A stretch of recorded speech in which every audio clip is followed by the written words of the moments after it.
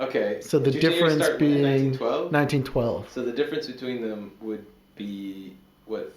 Hitler's birthday is 1889. Shit. 23 years is the difference. So if you're a Juche Nazi, then you're going to have to cut that in half to average out the difference, right? So then the Juche YF year would be exactly 11 and a half years. So it starts on 101.5. So just making 1900 just to make it easier. Make it easier? Okay. Yeah, that's... You think Josh Sutter actually does these calculations? You think we make up multiple calendars for our political beliefs to make things easier? I'm not thinking about it. It's about accuracy.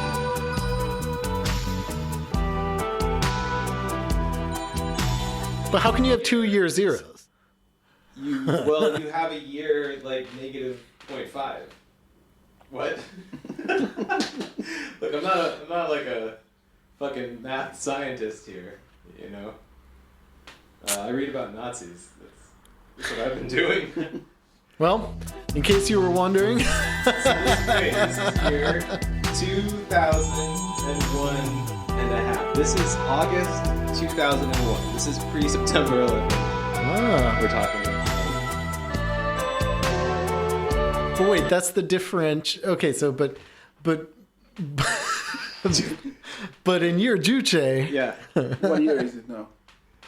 I don't know. It's what is it? 2020. Yeah. Then 1912 is year zero. Yeah.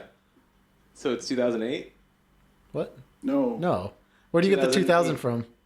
Because it's 1912. So No. it's year zero. You're very confused. Am I? So 1912. This is a year...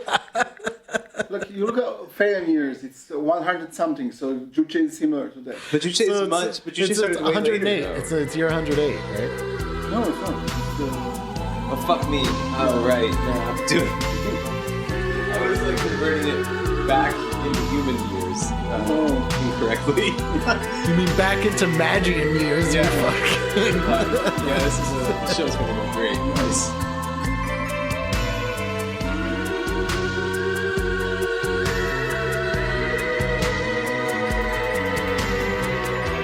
All right, welcome back to the... Am I supposed to say it every time? No, I just did the blame. The Empire never ended. You forgot our name, didn't you? I did. Well, because I started... I had order of 9 angles in my head. Boris has no idea where he is right now. I don't. Or what he's doing. So I'm Fritz. We got Boris. We got Ray. Last time we brought you through sort of... We hinted at the American outcome of some of this Order of 9 Angles business. We're going to talk to you very soon about the Temple of Blood. But before we get into the Temple of Blood, we need to give you a lot of background, though. there are a lot of colorful characters surrounding the Temple of Blood, or loosely affiliated with people involved in the Temple of Blood that are definitely worth mentioning. Yeah, it's almost the background story of these people is easily one of the most entertaining true life stories. I mean, It sounds completely made up. It sounds made up by a Coen brother. Like, it just sounds too absurd to be real. So. And, I mean, this is why we will have an episode about Temple of Blood that's not actually about Temple of Blood. Like, meaning it's not about their ideology or theology. This is what the next episode will be about. This is more about just to learn what kind of people they are, I think, which also is, I think, very useful to understanding this group. I learned a lot about what America is researching this with you guys. This is a fine cut of culture here. This is like a bit, the story is like very fun. It's a bit complicated because there is a lot of characters. But I would say that, like, just to make it easier, I would say there are like 3 main characters in this story, I would say. So definitely John Paul Cupp and Joshua Sutter, I would say, were 2 main characters. Yeah. And I would say that Jillian Hoy is like a 3rd main character just because she hooked up with a guy just to kill him, probably. Jillian Hoy is the female lead of the story. So I would say this makes her... Who also goes under several aliases at different points as well, which we'll get into. Yeah. Yeah, but let's start from the beginning. So I also just want to say that most of the things that we'll talk today about are based on the research done by Nate Thayer, who's a journalist, and especially on a text that he wrote about this topic in 2013, called White Power and Apocalyptic Cults, Pro-DPRK Americans Revealed. So yeah, as I said, like one of the main characters of this story is John Paul Cupp. And the story starts in early 2000s. And in 99, actually, John Paul Cupp, when he was 19, he moved to Portland, and his plan was to join the Communist Party and to get his poetry published. But it didn't work out for him. So in 2003, he was a homeless man living under a highway in Portland. His poetry was that bad. Yeah.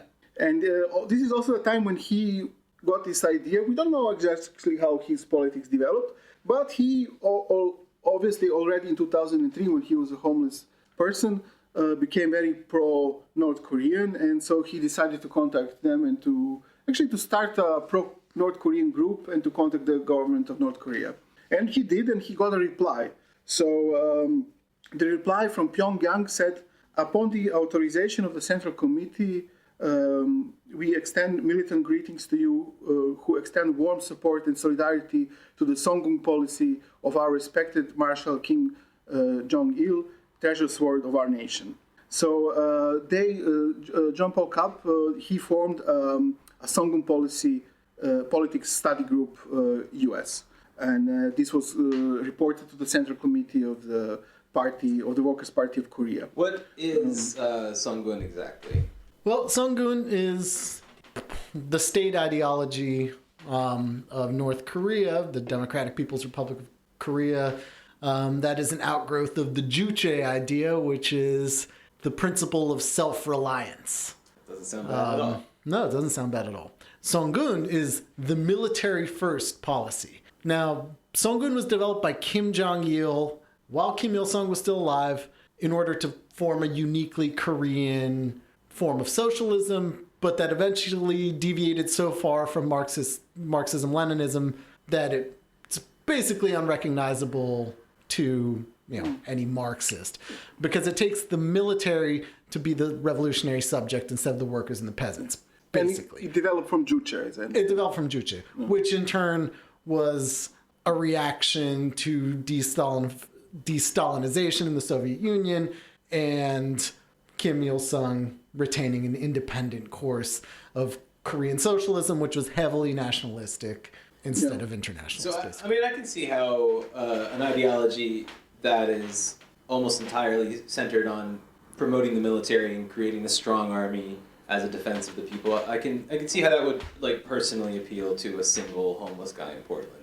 I can see how this was relevant to his life. Well, I think there are. I will just in a minute come to thing that I think is kind of relevant to him, because but first I think it seemed that the North Koreans were very up for this thing, so they were in the first communique to him, they said, now your organization has been introduced to the entire Korean nation in the south and the north. We are very pleased to have a revolutionary organization and comrades like you in the land of the United States. The bulwark of imperialism, and determined to further the relationship with you in depth. So in the next months, Cupp was regularly featured in the North Korean propaganda as a prominent U.S. public figure. Oh my God, it's so and this sad. was while he was homeless. Yeah. But we should mention also that this isn't unique. I mean, there's Juche and Songun groups, study groups all over the world, which maybe is how we even got the idea, because they do list them on North Korean websites when you go to them. Every country in the world has some sort of Songun group, which is usually probably one or two people, but there are groups specifically in Africa that are actually pretty hardcore, Juche parties. There is one in Britain, actually, I saw. Yeah, I watched that guy. Yeah. He has a wonderful uniform. He did his PhD in North Korea, and he has a few guys around him, I think. So I think you have, because in the next months and years, Cupp continued this communication with North Korea, and he also sent a poem to Pyongyang. I think you have it. Yeah. It's pretty long. It's a poem in 17 stanzas. I guess if I was going to pick out a favorite stanza from it, it would be number 7, which is "Goodbye and Get Out." Mm-hmm. I don't know, how do people talk in Portland? If I wanted to do a John Paul Cupp voice, Well, he's not from Portland. Yeah, he's not from Portland. From elsewhere. Where's he from? Do we know? I don't know. Hold on, put a bird on it. He's from Indiana. Indiana. I don't know what they sound like. Midwest, baby. Well, we're missing our Midwesterners. Yeah, we are. Yeah, I don't want to offend them. This is "Goodbye, Get Out." Goodbye, get out. Goodbye, stay out. Korea is one. Run the GI to the sea. North and South turn out to run them out. U.S. troops, unhuman dogs, are scum. A good one is a dead one. Now get out. Now, what I think is really brave about his poetry style is rhyming out with out over and over and over again. I don't understand how he didn't get work in Portland with this. Yeah. Uke and the Lifeline stance is pretty good too. Yeah. Six-way talks in Beijing. Boom, hear the echoes in the hall. Boom, hear the people fight back. Boom, hear the DPRK ambassador affirm the right to go nuclear. Go, go socialism. Go, go communism. Go, go nuclear. Nuclear deterrent force. DPRK. Wait, is that for real? That's, Yeah, I think that's, holy that's shit. for real. Yeah, so that's what he said to. Well, I didn't see it before. No. Yeah, Very nice. this was probably a big deal. Well, I mean, so you might be wondering, okay, so who cares? John Paul Cupp, just some random American dude that's into the DPRK. Why do we care? Well, because he was also a white nationalist and Nazi. Yeah, so he remained at the head of the U.S. Songun study group for the next 7 years, and he traveled to Pyongyang as an official guest of the North Korean government. Great selfies. And at the same time, he was a Nazi.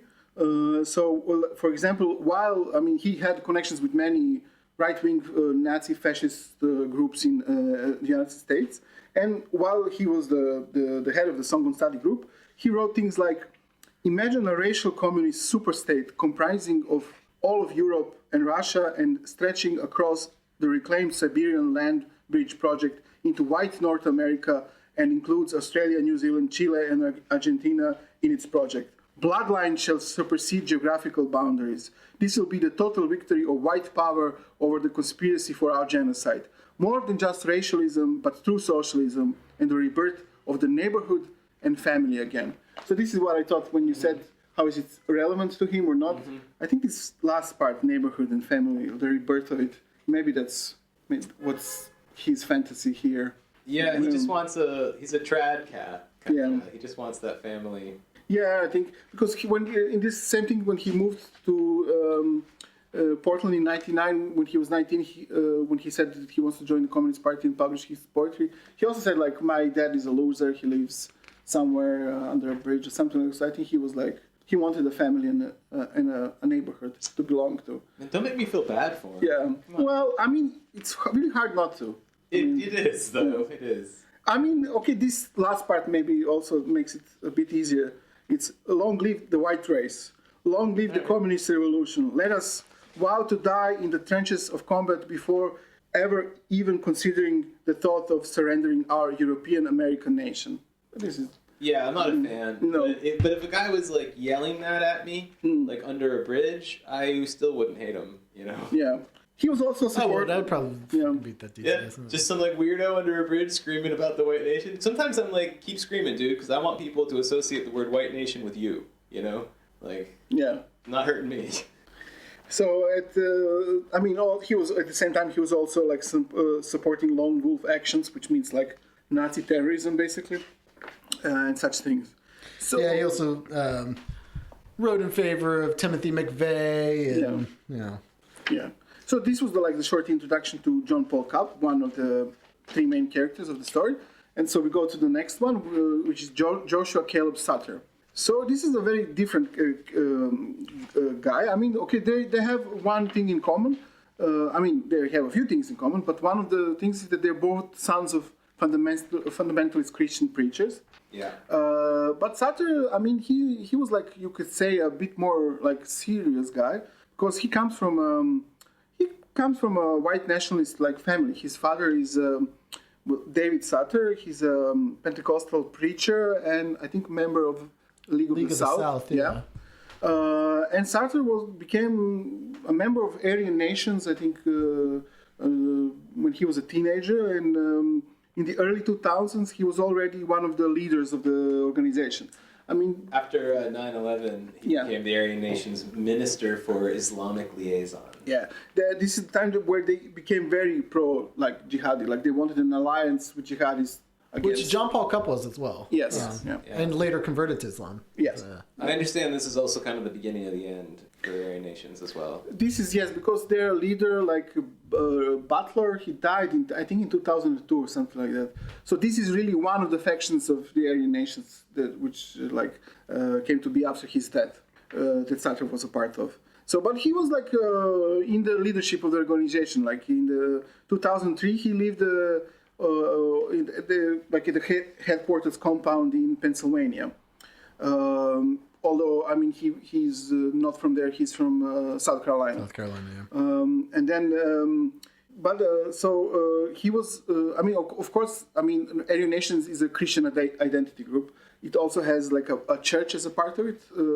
I mean, this faction's church was called Church of the Sons of Yahweh. I think. Yeah. The original one was Church of Jesus Christ Christian, I think was the name of the church led by Butler.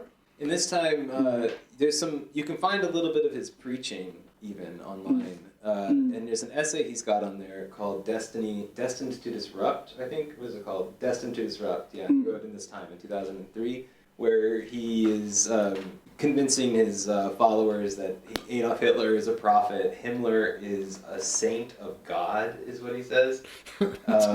He talks about the voice. Okay, this is a quote. If the Negro is able to listen to their own voice of the blood, scientifically, this is RNA memory strands in our peculiar racial genetics. Should not we as Aryans far transcend the Negro? So this is the kind of stuff he was talking about. Again, more really good science coming from white nationalists. Yeah, right.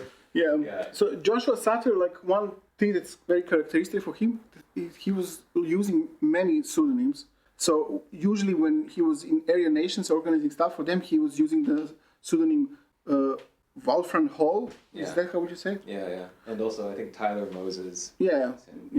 And also it's important maybe to mention that his mentor in Aryan Nations was the head of Aryan Nations at the time, a guy called August Kreis, I think. You can find him. He was in 94, I think, around that. He was a guest at the Jerry Springer show. Yeah. He was famously kicked out of it because he said that Jerry Springer's mother was a lampshade in the trunk of his car, so Jerry Springer kicked him out. I understand what that means. I don't know. Is Jerry Springer half Jewish or something? I think so. Guess. But why a lampshade? Because the Nazis made fucking lampshades and shit out of skin. Oh, like skin? Yeah. Oh, I didn't hear that. Yeah. What? Were they evil? Yes. Oh. Yes. So he was kicked out of Jerry Springer's show, and. In 2014, by the way, this guy was arrested on 6 accounts of sexual abuse of children, and he's in prison now for that. Which seemingly, most of the people that we are going to talk about ever in the show are fucking child molesters. It seems very hard to find a guy who's a Nazi and not a pedophile. This is really it's true. Yeah. And also Sutter, so long before this, before Christ was imprisoned in 2014, he was the leader of the Aryan Nations and a mentor to Joshua Sutter. But Sutter was arrested in February of 2003 for purchasing gun silencers and an automatic pistol with its serial numbers scratched off from them. Yeah. And he was arrested by a federal, He bought it from an FBI agent. Yeah, he bought it from a federal. It's a classic trap. And supposedly it was this was an attempt to use explosives and weapons to blow up abortion clinics to kill political opponents. This is what they were charged of, and he got 2 years of prison. I think he spent it in a federal prison. And when he was released in the end of 2004, he moved back to his hometown in rural Lexington County in South Carolina. Should we mention though what Morris Gullett said about this? This was that incident. I'm coming to this part. So I mean, when he came out, so his parents actually, Sutter's parents, like David Sutter, the member of the League of the South, and his wife, they purchased some land and a mobile home for their son. I think it was like some almost 4 acres of land, and for $75,000 they purchased the house for him. And when he came out, he remained like he was still in the Aryan Nations. He was like one of the leaders of the group, also a preacher in their church. There are some audio recordings on the internet of him preaching. But he did something maybe a little bit unusual for a member of the Aryan Nations. At that time, he started an organization which was called Rural People's Party. You can still find the website of this organization. Yeah. And this was a supposed, this organization presented itself as a Maoist organization, but one that came to the conclusion that what would be good for the Maoist movement in the US is to support Jim Jones. And that this was like a kind of practical application of Maoist ideology, which would be closer to the, I guess, Americans or something like this. So they started they completely embraced Jim Jones. You can find this and read their text from this period. And also at this time, when he was released from prison in 2004, Sutter, his job was working at the Southern Patriot Shop, which is a white supremacist retail outlet. And the manager of this shop was his father, David Sutter, and it was owned by the League of the South. And both his father and himself worked at the shop. What kind of shit do you think they sold there? It's like collectible spoons, Confederate flag shit, or yeah, maybe like a rope, kind of rope. It's a rope that says "Day of the Rope" is what it, but it's written in rope on like some kind of polished bark. That's what I mean. That's what they call their sale on all sort of rope art. They call it the Day of the Rope. I see. Yeah, you never been there? I can't say I have. Oh, it's great. It's great. Yeah. I think some texts actually mention what I will try to find it, like what they sold. And they, just to see how Sutter was important for the organization, is that at that time, August Kreitz, his mentor and the leader of the organization, he moved himself to be next to Sutter in Lexington County, and by that also he moved the group's national headquarters there. Also at this time, as you Fritz mentioned, the text that Sutter wrote, he also promoted text by David Mamet at this period on the website of Aryan Nations. Specifically, the text that we mentioned already, a practical guide to the strategy of tactics and revolution, which is of course, Mamet loves his practical guides. This is the text that lists methods for revolution such as assassination of individuals, terror bombing, sabotage of the infrastructure, terror campaigns directed at the enemies, indiscriminate or otherwise, and such. It's basically what Jesus taught. I can see why it's part of the religious tradition there. Yeah. But what happened soon after that is that one of the leaders of group was arrested. This is the guy that you just mentioned. Yeah. Whose name is Mullet, right? Gullett. Yeah. Thank you. Morris Gullett. Morris Gullett was arrested. What a fucking name. Morris Mullet? Yeah. Morris Gullett. He was he was also a preacher of the Church of Sons of Yahweh and one of the leaders of Aryan Nations. And he was arrested, and he wrote from the Louisiana West Monroe Correction Center in May of 2005 and said, Brother Charles Thornton from Alabama and myself are in federal custody here in Louisiana, charged with conspiracy to commit armed bank robbery. We were set up by one of the church's oldest members, Joshua Caleb Sutter. Let me say that this entire debacle was an FBI setup from the very beginning. There would be no alleged crimes were it not for an FBI informant/agent provocateur, one Joshua Caleb Sutter, now former member of the Church of the Sons of Yahweh, Legion of Saints. Yeah. Yahweh or Nahweh. It's a thing. It's also interesting that Gallet, like in this proclamation, also said that he doesn't want any retaliation to be directed at Sutter. I don't know if that was just to cover himself if something happened to Sutter or it was genuine, but he like specifically said that he doesn't want Sutter to get hurt because of this. And this is not the first time that the allegation of Sutter being FBI or police informant or even agent comes up throughout the story. It's not the only time. It might be the first time. Yeah, It is the first time. Oh, Yeah, yes. Yeah. It is the first time. It's not the only No, time. it's not the only bad. one. But it will happen. Yeah. It will happen more. It's a theme. So needless to say, after this, he was removed from the organization, and also his mental leader, Christ, he removed the photo of Sutter and all of his texts from the webpage of Aryan Nations. And as far as I know, like, this is a big deal because Sutter was, a major figure in Aryan Nations. Yeah, one of the leaders. He's Yes. one of the leaders. So Yeah. this is a big split.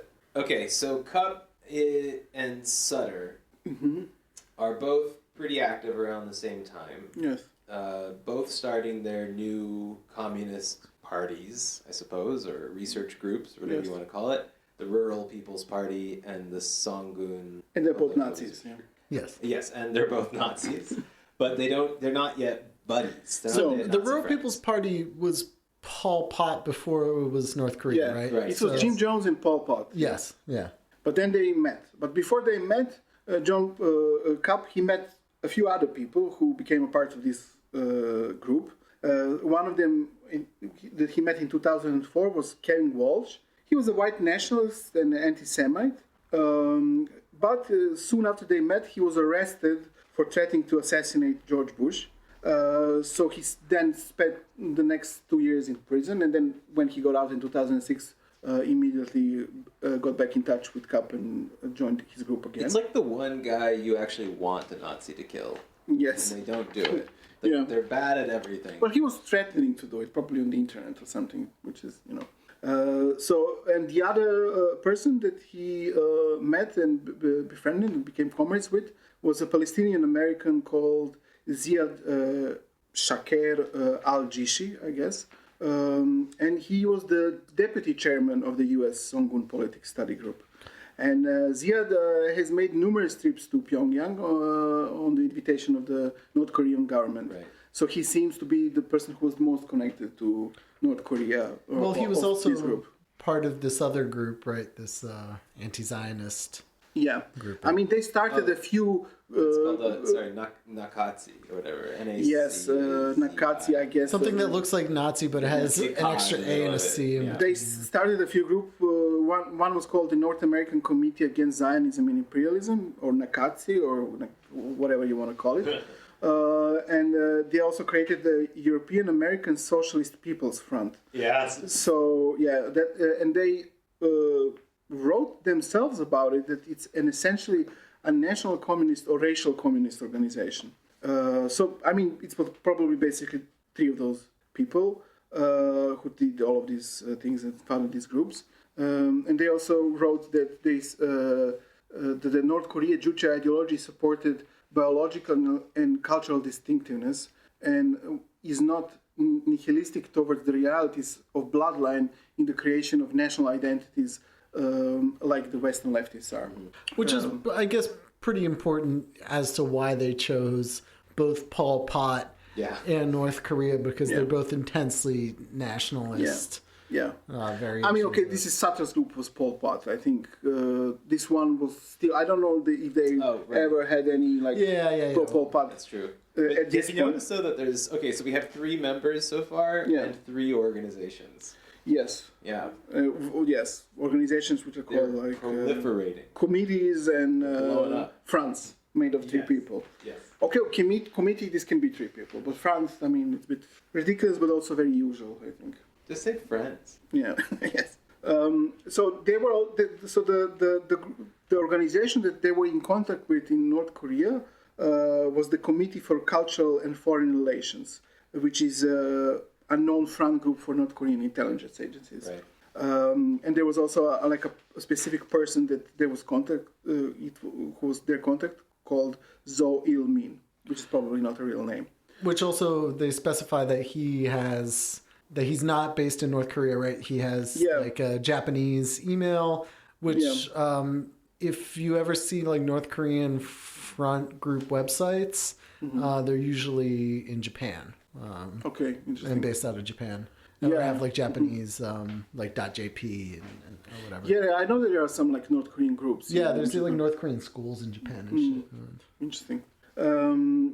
And so naturally, the two groups, one organized by Sutter and one organized by Cupp, had to meet, of course. Yes. And this happened in the end of 2007 when the American Palestinian Ziad and Cupp traveled to meet Sutter at his rural mobile home in South Carolina.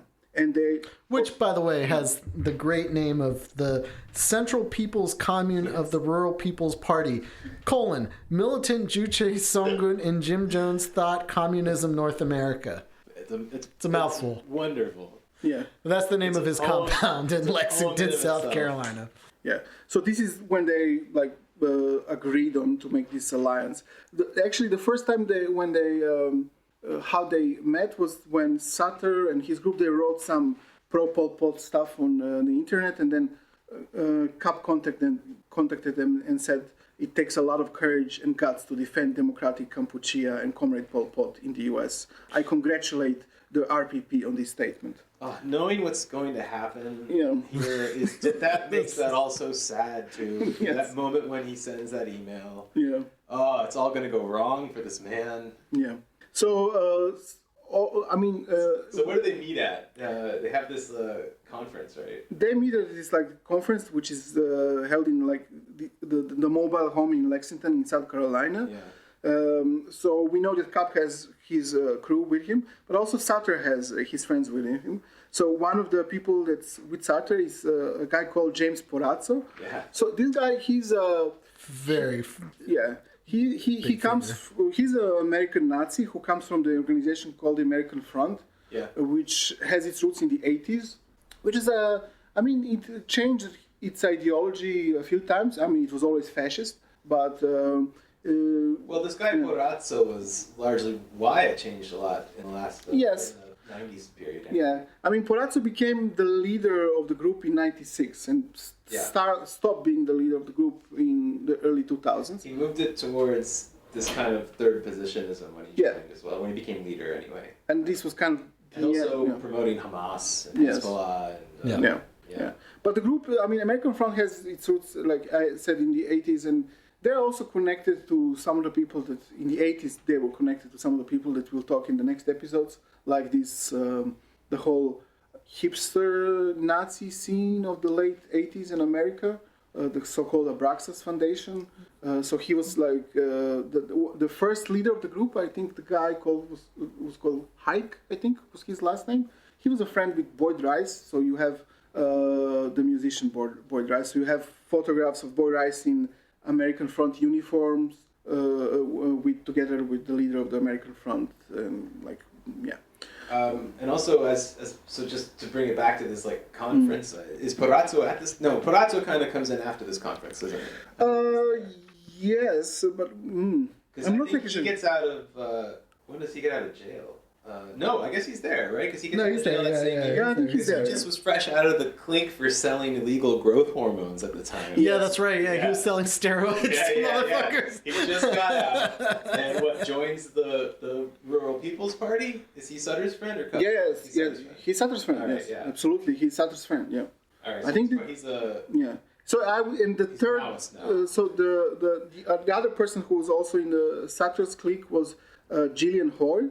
She was an RPP committee member. She also used the name Comrade Morrison in this period. So I would say that this is the third main character that you need to remember. So immediately after this conference and the meeting, RPP, the Rural People's Party, they changed their ideology and they officially they changed their official constitution and formally pledged loyalty to Pyongyang. But they didn't give up on Jim Jones, so they were giving equal status to both Kim Il-sung and Jim Jones. And so they posted a picture of the RPP Central Committee member Jillian Hoy holding an inscribed plaque sent to the KPA Supreme Commander Kim Jong-il on the occasion of the birth of his father Kim Il-sung. We are now, I think, am I wrong? Stop me if I'm wrong, but this is my favorite part of the story, right? Can we Yes. talk about Jillian now? Kind of bring her Of course, yes. This is the reason why she, in my opinion, is one of the three main characters of this story. Yes. I think I really feel sorry for Cupp. Yeah. Like, he's like a homeless, fucked up guy. He's really tragic. Yeah. And Did then, he stay homeless throughout this whole thing? I don't know, but probably not. But I don't know. But then he fell in love, and it was a deliberate attempt to murder him. Yeah, I mean these guys are like Sutter is a fuck. Cupp is just like Yeah. This is. I think Cupp is just a like He's a tragic poor figure. bastard. Like He really is. He and like for this stupid bullshit, you know, like a made up bullshit thing. Yeah, I think Sutter's like leadership over. he's deliberately evil, and Yes. Cupp is just totally whacked up to his I think skull. so too. Yeah, I think Cupp was just a soft target. Yeah. So all right, so all right. Jillian Hoy. Let's say Jillian Hoy and Cupp fall in love. No, actually, like what happened was that John Cupp fell in love. I mean, ostensibly. Yes, in She 2000. did say she would marry him. Yeah. So In 2008, John Cupp fell in love. This is Yeah. how the story proceeds. So and he became engaged with Jillian Hoyle, also known as Comrade Morrison, a close associate of Sutter from Lexington in South Carolina. So the relationship didn't go so well because, Cupp soon after that, or a couple of months after that, he fell ill so much that he was hospitalized for quite a long time and almost died. But while being hospitalized, him and his comrades figured out that probably he was poisoned because he had some kind of a lung infection, I think, and it was very bad for him.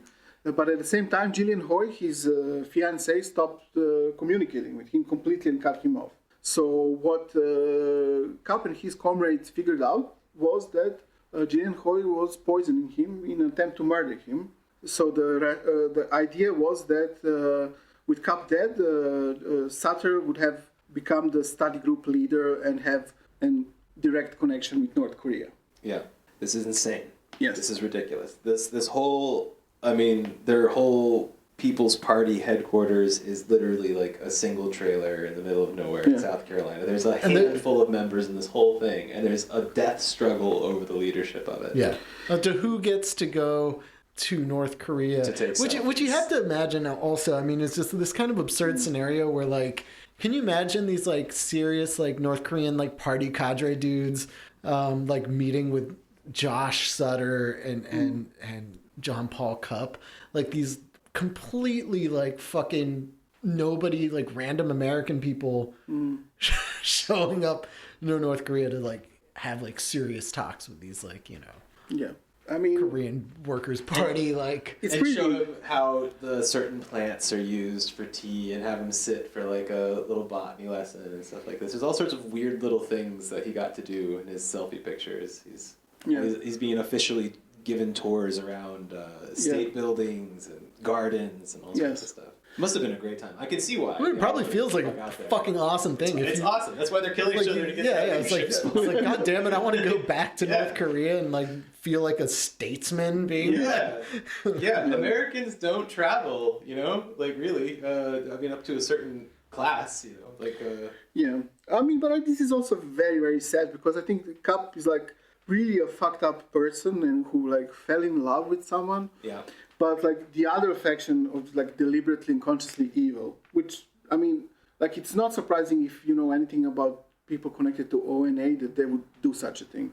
So like the idea of Cupp's comrades was that this was a deliberate attempt, like the whole relationship was fake, just so that she would have an opportunity to basically murder I Cupp. think I would maybe just explain to the listener here why we mentioned the ONA again, and that's because again the Sutter guy is going to become the lead figure in the Temple of Blood, and Jillian as well. Already at this time, he was already kind of living this double life. I think completely. I think if you know years at this point, actually. Yes, For like 5, I think 6 years. this whole thing is an inside role. I mean, this is which she takes a really, really page from the ONA and Myatt there, just, you know. I mean, this is an insane story in itself, but put in proper context, it's like a Satanist operation. Yeah, which Yeah. makes it even more crazy. Yes. Yeah. So poor Cupp almost died, and when he was let out of the hospital, he was even more radical in his beliefs. Yeah. So became Super Cup. Super Cupp, exalting the mass killing of all Jews, support for suicide bombers, Saddam Hussein, Sirhan for some reason, and stuff like this. Yeah, and of course the relationship between the two groups broke completely at this point. Because of two Satanists in one cup. Yeah. Two Satanists, one cup. It's the old story. Man. Yeah. It's the old story. God damn, I didn't even think of that before. That's good. Yeah, that's good. Here's your title. Yeah. Yes, exactly. When he went out of prison, Cupp became even more crazy, which is evident that he this even more rhetorically brutal Nazi politics that he espoused, and he was so crazy that even North Korea had to tell him to chill out. Yeah. So they wrote to him. Yeah. Dear Comrade Cupp, we would like to make a comradely suggestion to you on the matter of publishing the great Juche and Songun related photos and articles, great leaders' works, etc. on the internet. Could you please publish those materials exclusively on the U.S. Songun website and the U.S. Solidarity webpage, and not post non-DPRK materials on this, and not post those Juche, Songun, and DPRK photos and articles on your it just ends with your. Do you have his response to this? It's really funny. I don't think I have it in front of me, but it's oh, I'm so sorry. Did I mess up? Did I make you mad? Yes, he says, I hope I'm not going to get in trouble. I will most certainly, as always, comply with the dictate given to me, and all these articles will be removed, and I will comply with the request by Sunday. I do believe in ... fulfilling the tasks assigned to me. I never, ever even remotely wanted to disparage the DPRK in any way, shape, or form. Don't be mad. What brought about this concern? Did somebody complain? Am I in trouble? I made you your favorite pancakes. I wish to tell you that I never stopped in my reverence to the DPRK leadership. Yeah. See, he was in a state of panic. He wrote to his friends at that moment, what the fuck is going on? Who was talking to North Koreans? Who complained and so on? I mean, he was also writing a lot about killing Jews at this time. And suicide bombers. I think he probably figured out that yes, I think he probably figured out that North Koreans have a problem if he writes this stuff on the Juche Songun website. Yeah. But if he does it on other websites, this is not, I think, a problem for them. He freaks out too in this internal message to the other people. Is this what you're about to say? No, go ahead. So he sends this internal message around after this correspondence where he's begging for forgiveness from the DPRK, and he writes, I need you to promise me that you aren't going to contact the DPRK, which is something that I've never had to say to somebody with such urgency. Yeah. Someone is fucking with us and whining up the ass to the DPRK and crying to them about three things. A, my open support for European American nationalism, which they probably went and told Zoli Ming I was KKK lynching or something. Our position against the Jews, but they've known about that for 6 years. And our support for armed struggle to bring down the American regime. Yeah. So he was in a panic for a little while, but then at the same time he was writing on Aryan Nations website in support of David Lane, the Nazi terrorist, and things like that. Yeah. And he's got this buddy with him, this Walsh guy. What's his first name? Kevin? Kevin, yeah. Kevin Walsh is at this time trying to tell him not to don't be a wuss, man. He tells him it's not even your government. What do you care? Just say what you're gonna say. Yeah, which he says a very American thing, which is you don't even vote in the North Korea. North Korean. Yes. Do you think that's how that shit works? Yeah. Oh, I forgot about that. Yeah. So you don't vote in North Korea. What do you care? It's what the fuck have you guys actually been doing in your Songun study book that emphasizes complete loyalty? Oh my god. Yeah. Yeah, but the thing is that with Sutter is that he was also for the second time now accused of being an FBI informant implanted by these people who remembered that when they were spending time with him, he said that he had something to do with the anthrax. I think he wanted to anthrax the White House or something. Yeah. So they came to the opinion that he's probably an FBI agent, and his whole group is organized by FBI as a kind of a plant. Yeah, so that's the second time now. Yeah. Someone's going to talk about this. Yeah. So around this time that Cupp's like freaking out about losing support from the fatherland. Sutter and they have different things in their mind. Married. They get married. Got married at South Carolina Apostolic Pentecostal Church. When? On the anniversary of the People's Temple martyrdom, and to the tune of the song "Hold On, Brother" from the People's Temple album "He's Able," and also the song "Marching to Zion," which was used in the Guyana tragedy, the documentary Guyana tragedy, the story of Jim Jones. Yeah, so we got ourselves 2 Nazi weddings on this show. Yeah. So proud of us. Do we? One was we talked about what was his name? Dior and okay. Shit, what's his fucking name? Colin Jordan. Jordan, thank you. Yeah. Dior and Jordan, yeah. Yeah. I was thinking Tyndall, but that was the guy that she. But right? this is Nazi / Jim Jones, which is even better in some ways. Yeah. So this happened in November of 2008, I think. But in 2009, they started a new cult, basically. Yes. Which is a cult worshipping the apocalyptic Hindu deity Kalki. And they called it the New Bihar Mandir Temple. So the location of the headquarters of the cult was the same as was the headquarters of the Rural People's Party, or their home, really, where they live together. Because I don't know if we said together, Jillian Hoy and Sutter are they're in a relationship the whole time. Right. Also, when she was pretending to be engaged to Cupp, so they live together in these headquarters of all of the groups that they organize. So why Kalki? Well, Kalki is an apocalyptic deity. I don't know if Boris knows. He's prepared to tell more about it. But I think this is the supposed prophesied final incarnation of Vishnu, which will bring on like the end of the world in a way. On their Facebook page, they call it the Killer Avatar. Yeah, and they also. That being said, it's also one of the most widely worshipped goddess. Kali is at least. Kali is the consort of Kalki. Yes. So they worship both, I think. Yes. Yeah, they worship both. These are not like, Kali worshippers are not these people. It's like hundreds of millions of people in India who, are not weirdo fucking Nazis in South Carolina that for some reason decided that this is what they were going to focus on. Mostly because they were really into the Tamil Tigers, but Yes. Okay. They were also supportive of the Tamil. Because they did suicide bombings, and they just like suicide bombings. So they wrote on their website, Lord Kalki will appear as the killer avatar to cleanse the earth as the pivotal factor in worldwide annihilation, from which, like a phoenix arising from the ashes, will come a new golden age, or Satya Yuga.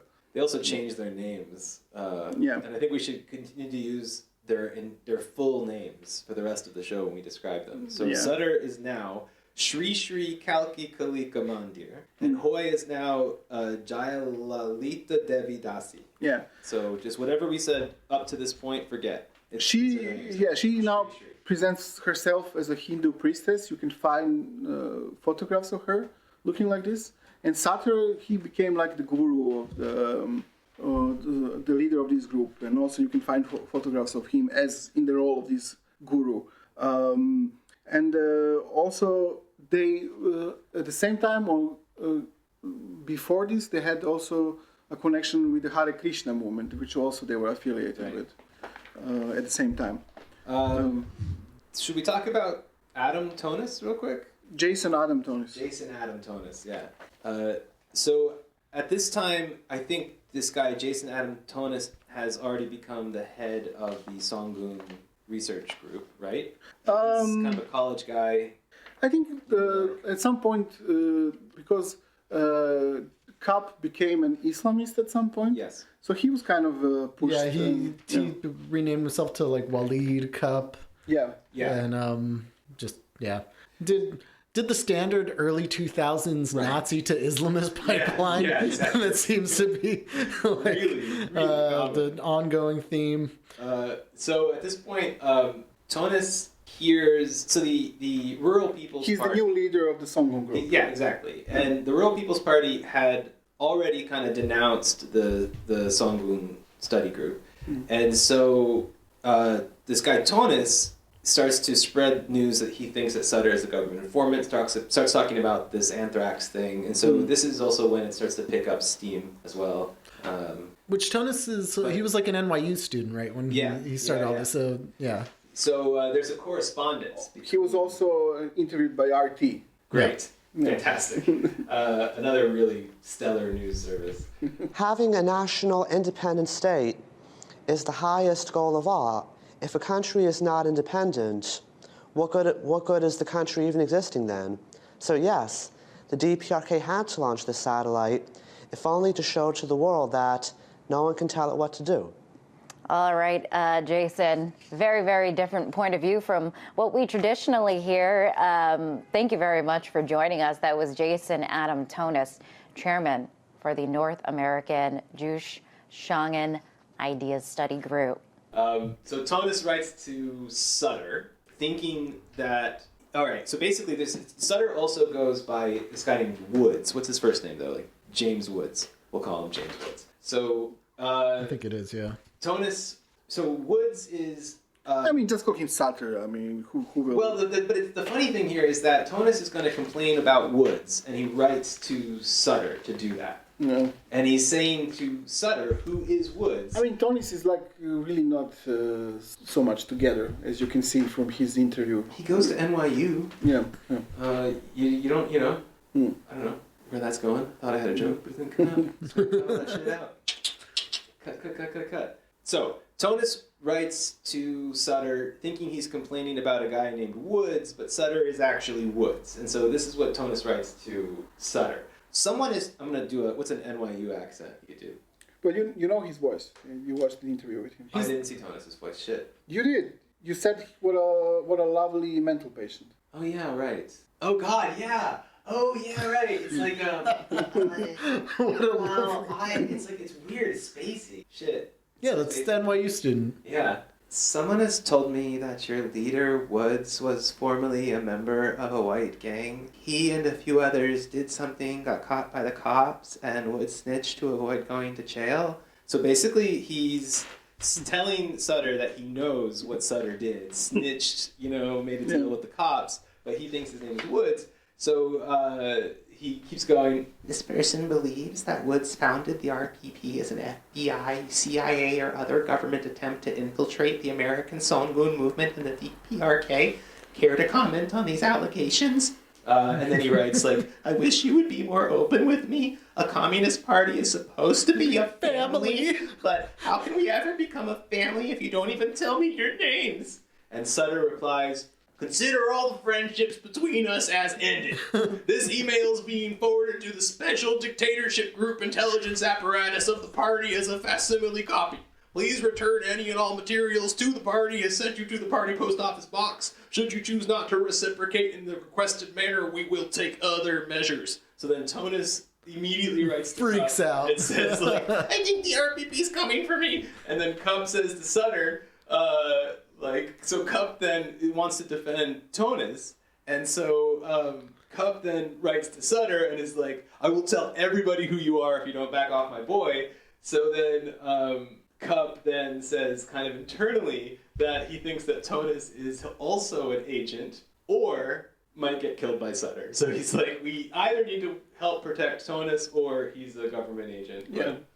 I mean, this is the second time that someone from the Songun group basically says that they just want a family and a place to belong to, and then they found the collaborators who just want to murder them. Oh my God, America's the worst place. Yeah. This is like a bloodbath, between fucking grand total of 4 or 5 people, 10 tops. We're not talking about a lot of people here. I mean, So now for the exciting deflation of the story. Conclusion, I mean. The not at all disheartening, complex mess is about to unfold here. Okay, so we're coming up to the end of this tragic tale. And none of us really knows how to talk about it. I think we all seem to have different pieces of this story, how the final thing fell apart. So I guess in short, maybe we should start with the new kid on the block that appeared in 2011, which was the United Juche Front of North America. So this is the kind of the final. I mean, it's the last season. Yes, yeah, but it's very anticlimactic because like this story that started with like a fake love affair that was an attempt of murder. That's not where it started. That was like that's the dramatic climax. It started with the American dream of a homeless man rising to political prominence in a socialist paradise. But in North Korea. But the story like ends the story of the conflict between two groups ends in an internet flame war, basically. Well, it ends with not with a bang, but with a bunch of whimpering fucking tools eating each other alive on the internet. Yes. So when Sutter's group didn't manage to get direct contact with North Korea in their first attempt of allegedly starting an affair in order to murder John Cupp, the plan B was to start your own pro-North Korean group. Yes. Or two. Which kind of would have made sense to begin with, right? Yeah. I mean, well, you couldn't. I mean, you had. It seems quite easy to have contact with North Korea It really on your does own. seem like they're really A lot easier than setting up a honey trap to murder some dude. Yeah, but that would make sense. I mean, that's more fun, but that's for next episode also. Yeah. I think that will. I mean, they really wanted to do that. They didn't have to do it. I think the point of starting a North Korean solidarity group was to kill some poor homeless guy. Yes. That's what they really wanted to do. I mean. So, all right. So this is this group now is started by Sutter, but he's calling himself Tyler Moses, which is an old name for him that he resuscitates here back from his Aryan Nations days. Tyler Moses was the supposed Pennsylvania state coordinator back in 2002, just before he got arrested for all that fun gun stuff. And and he also starts to talk about himself as Stephen Brown, which is an old name that David Myatt used to use. That's a deep cut for the true fans. That's a deep cut for the true fans. Way back from his spat with Aquino over whether or not he was a real organization. He kind of was. All right, so then what happens here? So there's a doxing, a spree of doxings, right? What happens here? Tonus outs. I think first the United Juche Front of North America attacks Songun in some way. I don't know. It's boring. We don't have to go in details to it. Then the Songun group retaliates by basically doxing Sutter. I'm being like, this guy's Was this the Swords a Nazi? It was first the United Juche Front of North America, and then it was Swords of Songun. Right, which is like the Combat 18 for the United Juche Front of North America. It's the dirty work. You got the official face. Yeah. And then you got. I mean, I really hate them. Like, not for anything else, just because all of these idiotic groups that I have and making me learn their names and confusing me. Yeah, if you have as many groups as you do members, I think you fucked something up along the way there. Yeah, you're not good at this. It's also par for the course for like most Trotskyist groups too. Let's be real. That is true. Yeah. Well. Another episode, maybe. The New Resistance, if you remember, that's Porazzo's group. They're like kind of national bullshit group. Yeah, also kind of gets into the fray here, denouncing Tonus as a fake Juche honey trap because he's so cute. That's a compliment. Yeah, it's not bad. It's not bad. No one's ever called me a honey trap. And so all while this is going on, apparently North Korean state media is still promoting these people. Only one side of it, Oh my god, can you imagine Tonus writing this? This little fucking guy from NYU. The Juche Party is based on absolute unity around the leader. As leader of the U.S. study group, I demand you submit to me and follow my orders. If not, the next time I'm in Arizona, I'll gladly crack your skull open. Which is what he actually writes to Walsh. Yeah. This guy in 2012. I think these guys are banking on the fact that they live on vastly different parts of the continent and probably never meet. They met once, we know. You know. Not meet again. But how did Jillian Hoy have a sexual relationship with him? Probably, I don't know. I don't know what that means to him, though. Like, a sexual relationship to this guy could be a lot of things. It could be like she brushed his knee once at the People's Conference. Well, they were engaged, right? Or they were just sexting.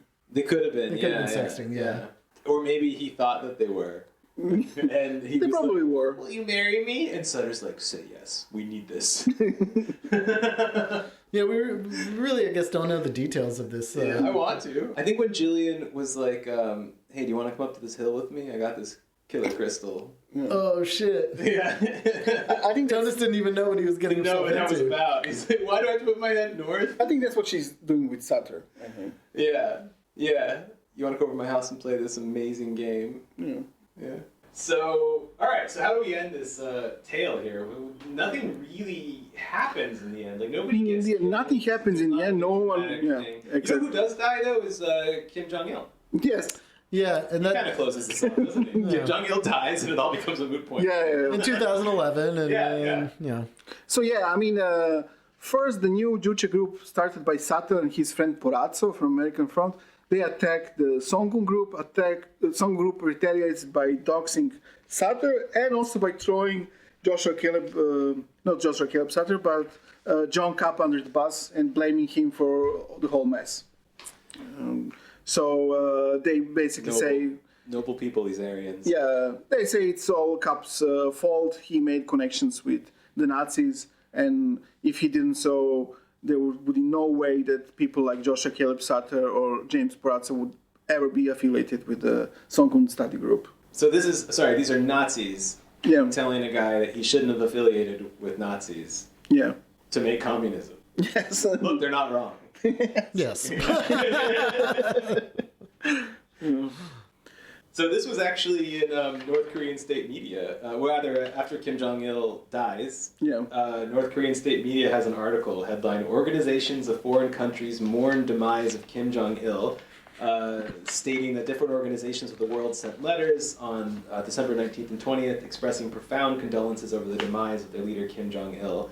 They included the North American Group for the study of the Juche, Songun idea in the U.S. I believe that's the Songun study group. Yeah, that's the original one. But all of these groups are and Cupp's the groups. U.S., the North American Committee Against Zionism and Imperialism. So that's Nakatsi, we mentioned before. They got official mentions. Yes, but I mean, it's very clear that all of these groups are the groups started by Cupp and his friends. Yeah. So like Sutter failed here. Yeah. Pretty big time. I mean, like it's true. So it's a happy ending. The homeless guy made ton of groups that were recognized by North Korea, and these evil groups of Satanists couldn't manage to overthrow him in any way, and were totally disrespected by North Korea. I'd say that is a happy ending, actually. Yes. Let's also just be clear. Cupp's a punk too. Like he's very, very racist. Yeah. And supports open violence. Yeah. So well, great. So let's talk about let's do a little "Where are they now?" bit. Oh yeah, where were they immediately after all of this shit? Being what, January 2012. Yeah, or in Juche, that would be we decided 1,006 million. No. Well, subtract 1912 from 2011. From 2000, let's say 2012. Let's make it easy. It's the end of the year, right? Or the beginning of the next. So that's easy. So 1800? Is that right? No. Where are you getting these numbers from? Yeah. How is it? You do it. How the fuck? It's what is it? It's 100 and wait, what is it? Was it 1912? It's 100 years. It's 100 years. It's year 100. It's year 100. Yeah. That's year 100. Well, that's an auspicious year. It's an auspicious year. Not for Kim Jong-il, obviously, because he fucking bought the farm, but... Way to hit, a milestone year. Good Wow. for him. All right, so we figured it out. It's the year 100. What are we talking about? Yeah, so after this story, Cupp, as we said, he became an extreme Islamist. First, though, he was an atheist, an Aryan atheist. He started in February 2010 a group called Aryan Atheists.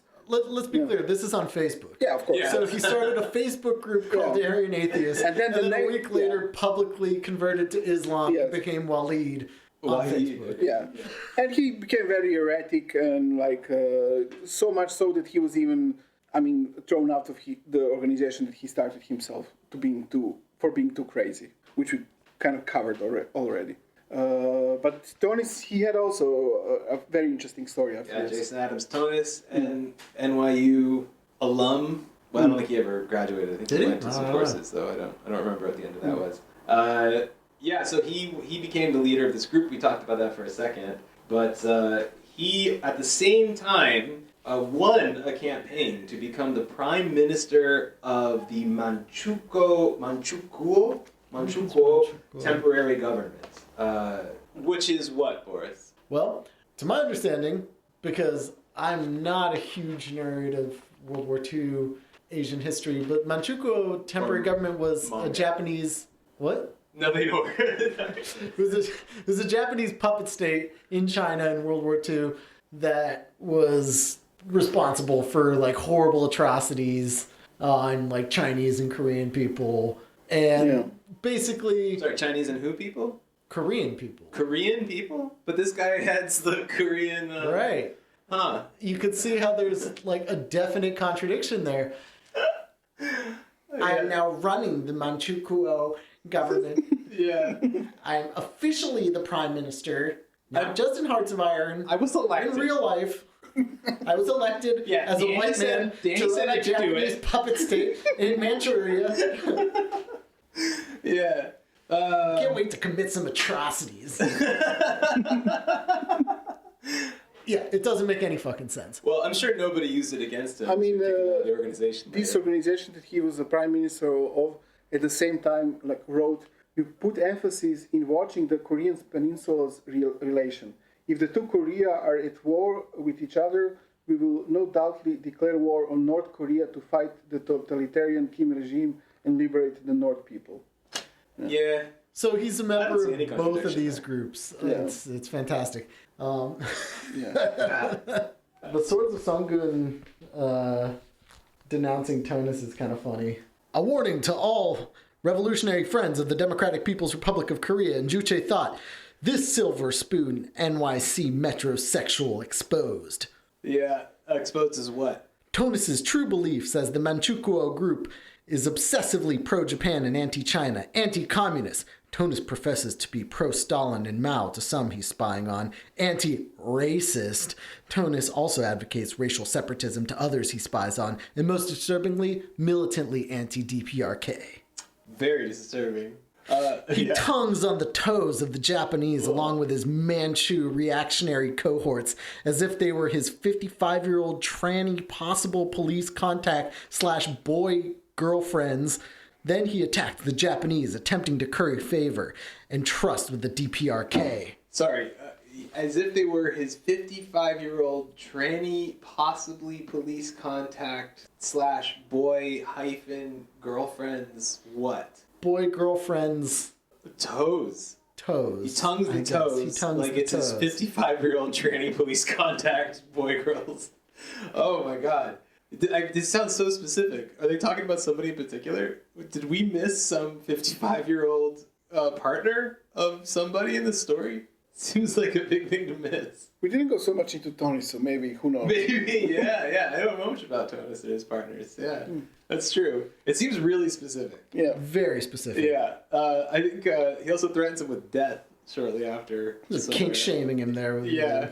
the foot fetish. I mean, come on. And then we have Porazzo, who again tried to take over his old organization, Yeah, he went American Front. back home to the Yeah. American Front. Yeah. The leader, David Lynch, was killed in some apparently personal dispute. Wait, in David Lynch? Sacramento. Yeah, David Lynch, yeah. Nice. Yeah. That David Lynch. Law enforcement, of course, infiltrated the group and figured out that C-18, Combat 18, was conspiring to eliminate Porazzo. So Porazzo is in the aftermath of this being hunted, supposedly, by Combat 18. Got Nazis killing Nazis, Nazis complaining that people are too Nazi. Nazis complain other people aren't Nazi. Who's going to do something about this Nazi on Nazi violence? So, yes, no one ever talks about Why don't they Nazi ever talk Nazi about that? violence. Why don't they ever protest Nazi on Nazi violence? You know, most Nazis are killed by other Nazis, and people don't talk FBI about crime statistics show that most Nazis are killed by other Nazis. I think it's something in their blood. I really do. It's that area of blood of theirs. It's just degenerate. You know, they just don't know how to behave. Yeah. Okay. I mean, so what happened to Jillian Hoy and Joshua Caleb Sutter, who are kind of the main characters in this story, is what we'll be talking in the next episode. They mostly. had an illustrious after story here. So they are the founders and leaders of the Temple of Blood. Yes. But also, I mean, in a way, this is also a story of Temple of Blood, because you can see that if you know anything about the ONA kind of Satanism, you can see that this whole story so far was really, for them at least, a Satanist operation or an inside troll. Yeah. Yeah, I mean, it all fits into their like modus operandi of just, you know, operating or like infiltrating several different groups and. Yeah. I mean, it's possible they looked at this attempted assassination on Cupp, which I think I read that one of them was kind of out in the open about it. I think it was Sutter. One of the members of the Cups group said that Sutter bragged to him that Sutter in fact they tried to poison him and murder him. Tonus, I think. Tonus was the one that brought that. Or Walsh, maybe. Shit, maybe. Yeah. Anyway, so they can't keep a secret. Could have been an Opfer. Yeah. But we're going to get into all of their writings, their publication history, their weird rituals. Yeah. It's horrible shit. I've got to warn you guys. It's like, it's bad. It's bad on so And there's a many levels. surprising amount of bad fiction involved here, too. Oh, it's not just... It's badly written, and it's disgusting morally. It's like... They're actually worse than the original ONA, I would say. Yeah. It's somehow like the ultimate kind of gore porn, but still boring. Like, still really boring. They're not even good at Well, it. they took like the kind of like snooty British boringness out of ONA and turned it into like American like gore B-movie fest. horror Like, films. yeah. So that's the next episode. We're gonna assault everybody with all of that garbage. Yeah. Fill your nightmares with that. Yeah. You're welcome. Maybe skip the next episode. Maybe just don't listen to it. No, listen to it. Yeah, give it a go.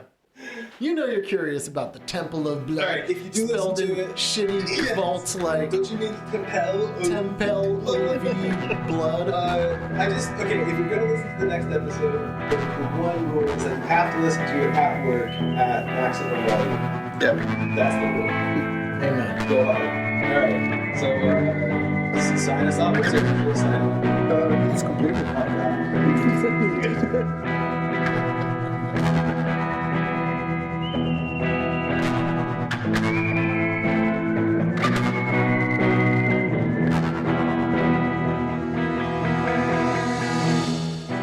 Hey there, Fritz here from The Empire Never Ended. This has been one of our weekly free episodes for free people. But for premium people, we also have weekly premium episodes, which you can get at patreon.com/tenepod, TENEPOD, and also follow our various social media things in the show description there. Like and subscribe them. Follow them. Like and follow and subscribe. Follow them. Do it.